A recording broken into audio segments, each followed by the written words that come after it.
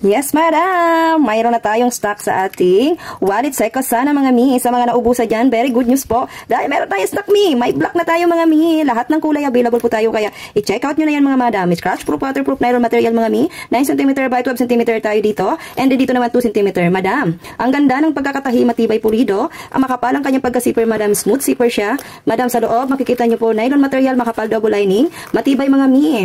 Ito, meron siyang open pocket siya dito. Pwede lagyan ng mga barya. Dito naman pwede po magkasya ang ATM nyo mi at mga laminated IDs nyo mi at itong bills nyo na pera, madam. Madam, may space pa yan sa loob. Mayroon pa siyang pa-space sa loob, mga madam. Ayan. Pwede pa kayo maglagay ng ano mga madam, ng lifting dyan. Yan.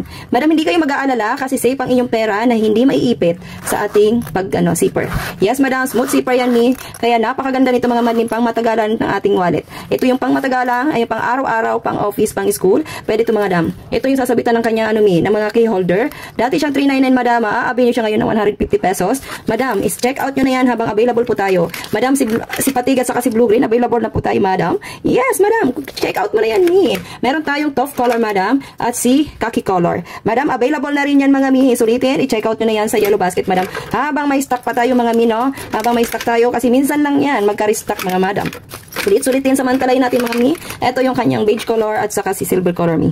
Ito si beige at saka si silver color. Kaya i-check out mo na yan mi. Kung may nakikita ka pang mas mura pa dyan sa 150, i-check out mo na yan mi. Ubusin mo lahat ng kulay mo, madam. Kung business-minded ka, ubusin mo na yan mi. Madam, meron tayong rose color at saka si pink. Ayan, available na po tayo mga madam. Ano pang hinihintay nyo? I-check out nyo na yan.